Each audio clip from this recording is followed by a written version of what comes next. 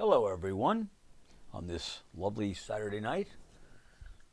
I've had a number of people ask me, how do you teach kids how to read the music?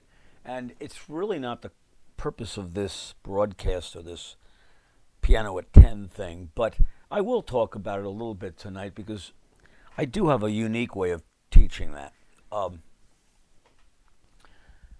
We In most books, they start you on middle C and they work their way up and they work their way down, and I get that. And we have this feeling that middle C is with the thumb. I've had kids come in and say middle C is with the thumb. Well, remember, we just need a way of showing where the notes are. The notes can be anywhere. The hands can be anywhere. So they devised a method using lines and spaces, and all the notes are analogous, meaning they match a line or a space. And we start with defining certain notes as being lines or spaces. For example, middle C is a line, but it's not, it's a line. Let's just start by saying it's a line. So then we have a space below it, a line below that, a space, a line, a space, a line, a space, etc. Going up, line, space, line, space, line, space, line, space, etc., etc. Okay, so they drew the lines. They actually drew them. They said, okay, we're going to draw a line right here on this chart for middle C. We're going to let that note be in the space being between two of these lines. The next note down will be on a line. The next note down will be in a space. Forget these other drawings. Just think the lines and spaces right now. It's kind of as though, if we look at this for a minute, okay, just cover up all that stuff. Cover up the letters. A line, you can see the line, the space, the line, the space, a line, a space, a line, etc., etc. Okay. Now, they all correspond. They correspond. A line here is that guy, the line here is this guy, okay? But obviously they couldn't draw just a whole bunch of lines. You wouldn't know which one was which. So they made up these clefs. And on the music, they look like this. This is the G clef, and the G clef has 5 lines. 1, 2, 3, 4, 5. And the letters of those lines are E, G, B, D, F. And they decided that so kids could remember those letters, they put some words in. Every good boy does fine. It's a very common one. There are other ones. And the spaces are F-A-C-E, which happens to spell the word F-A-C-E, face. All right. But, and down on this clef, they got 5 lines again. This is called the F clef or the bass clef. Okay? On that clef, there are 5 lines. From the bottom up, they are a G, a B, a D, an F, and an A. And a common saying is good boys do fine always. And the spaces are A, C, E, G. And the common saying is all cows eat grass or all cars eat gas. They've made up a bunch of them. Some of them are pretty silly. Then you end up with a line, this invisible line in the middle, which they write in when they need to write that note. It happens to be middle C. And below that you have a space. I call it middle B because it's in the middle. But all these sayings don't mean anything. E and E, got an E here, you got an E here. The problem with all these lines is the geography. So I developed this chart. It is my copyright. It is completely original. I wanted to buy one and nobody made one, so I had to invent it. Anyway, so we put the chart in here and we put it down. Now let's talk about numbering. You have 5 lines on the G clef and 5 lines on the F clef. You have 4 spaces and 4 spaces. But we have to get good at where these notes are and kind of describing them geographically as to where they are. So if I wanted this note, I would describe that note as being 1 space below the G clef. Move it down a little bit so you can see it. That's 1 space below the G clef. This is the this is the 3rd line on the G clef. That's the 5th line. That's the 5th line on the G clef. That's the 1st line on the G clef. Look at the bass clef. This is the second space. Oh, let me get so you can see the whole bass clef. That's the second space on the bass clef. That's the fourth space on the bass. We always count up, okay? Unless we're under something. For example, if I'm on this line here, that would be one line beneath the F clef. So we have to get good at describing them. Now here's the cool part, which to me seemed obvious for years, and maybe not to other people. Those are the clefs the way you read them. You read them up and down this way. They're in the book that way. But all of these lines and spaces correspond to a key on the piano. So I just got to make sure that my little middle C line there is lined up with middle C, and that the A is, these guys are square on these notes. That took a while to develop and to get on here. So it's kind of looking at sideways when you look at the book, but then looking at this way when you look at the piano. I will illustrate. Let's look at some notes. And let's look at their geography. This is kind of like the North Pole up at this end, and kind of like the South Pole down at this end, and kind of like the equator here. Okay? So, let's explore a little bit. Let me just grab any piece of music. It doesn't make any difference. I'll grab this piece of, well, let's get one where the notes are a little bit easier, a little bit more normal. Good, this is excellent. Okay, so if we look here, and we look at these two notes here, we would describe those as being on the second and third lines of the G clef. There are 5 lines counting from bottom to top.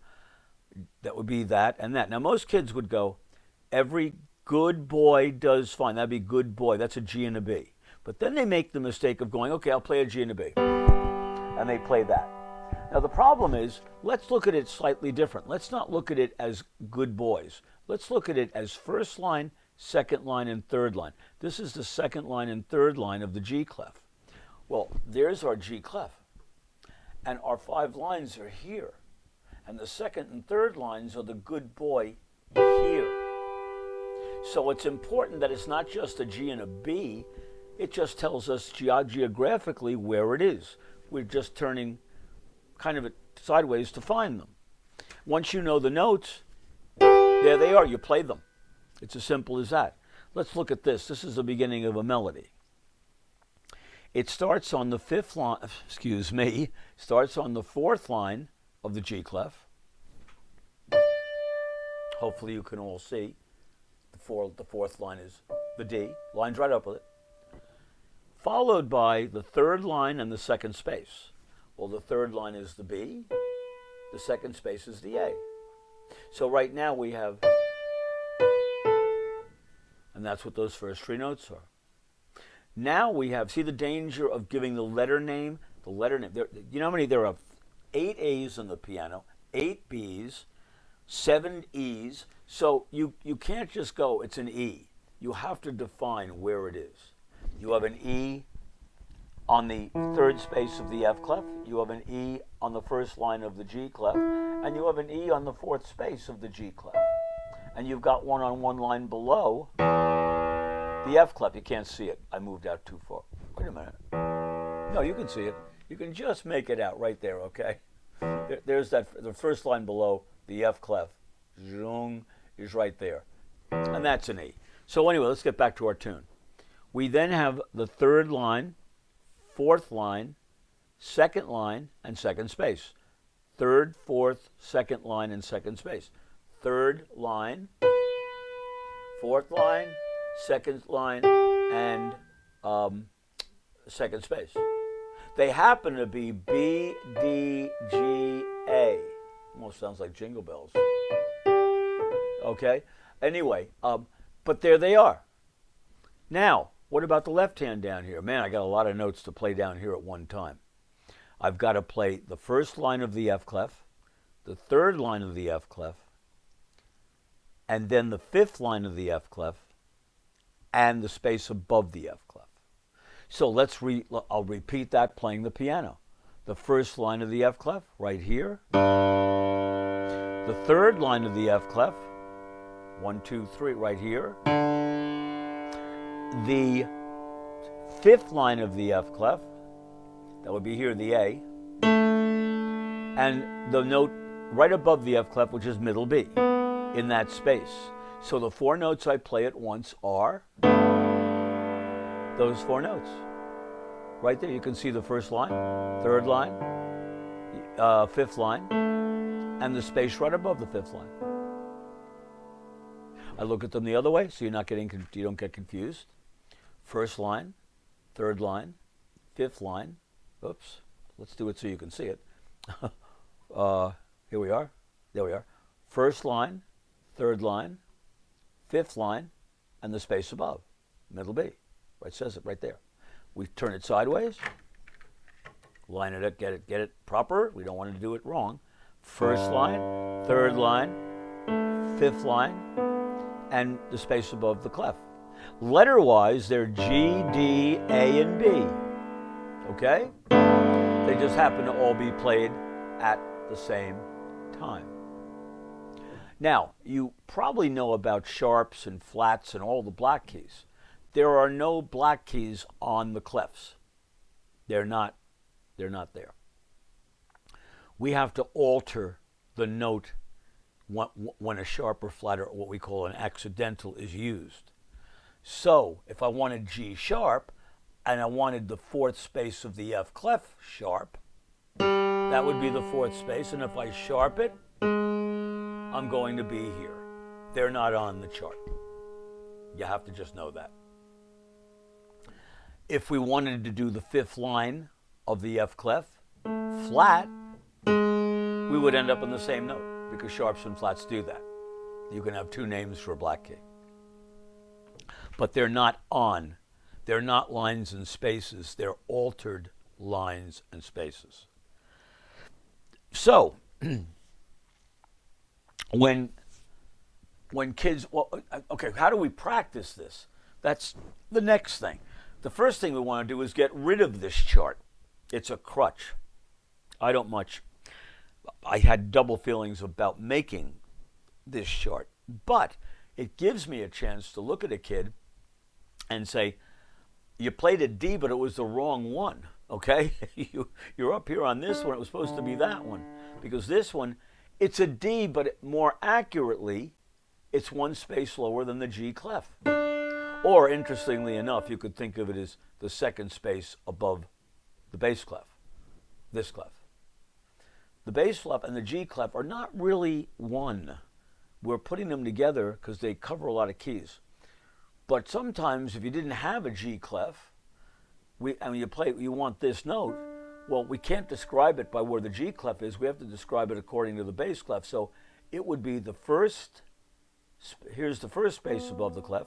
The first line above the clef would be middle C, and the second space above the F clef would be a D.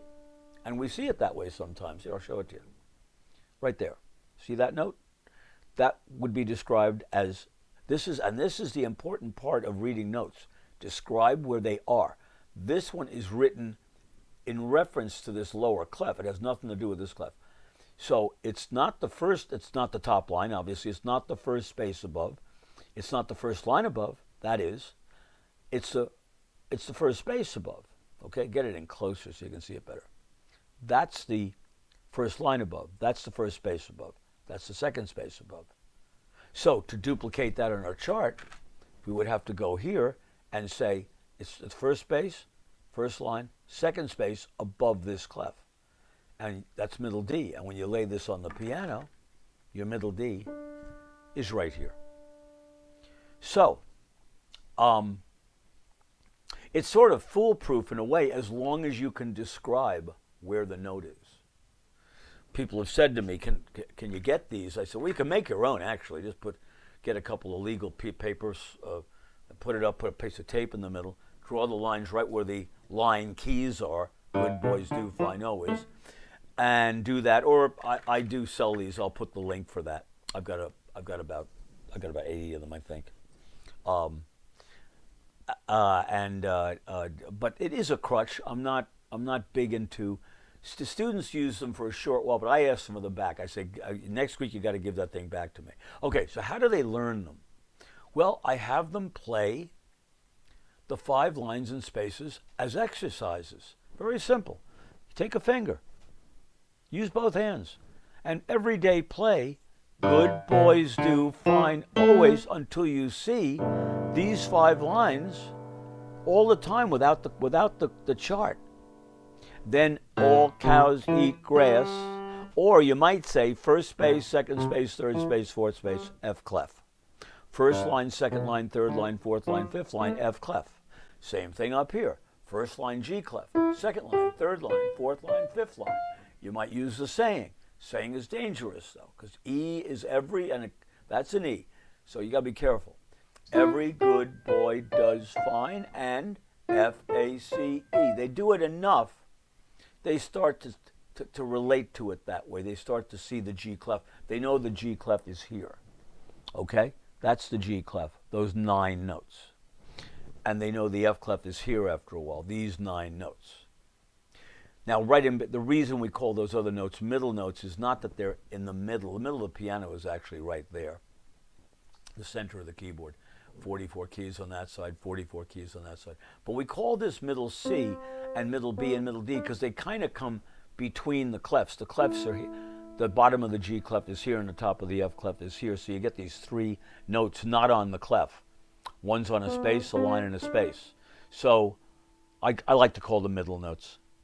Now, of course, notes go out from these. These are not the range of the piano. You go out further.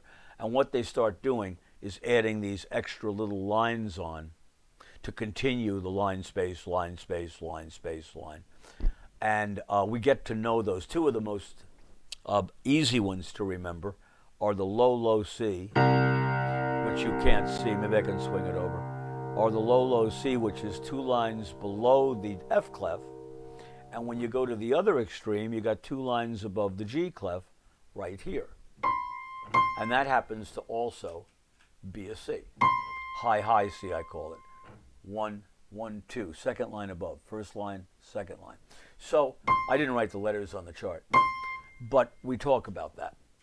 So it's really that. It's simply the clefs are the keyboard, and it's just the music kind of sideways, laying right on the keys, analogous to the clefs.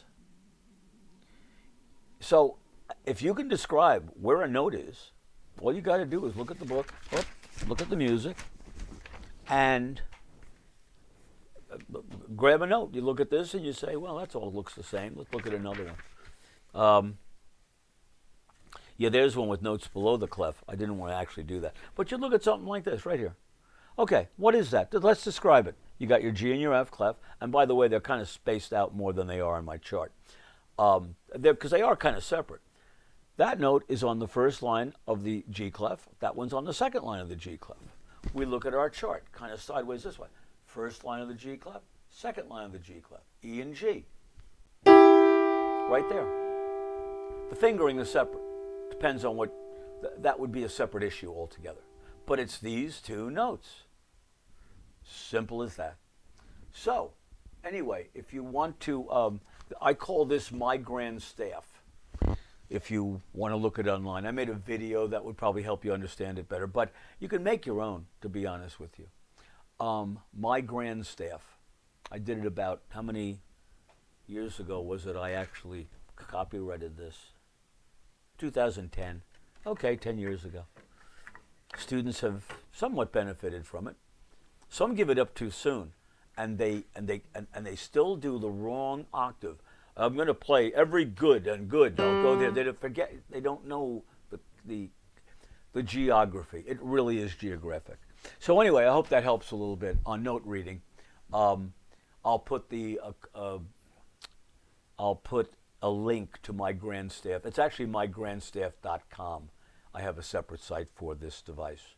So anyway, I hope that was enlightening on a Saturday night, and we'll get together tomorrow night again with another new topic. So remember, in the meantime, when words fail, music speaks.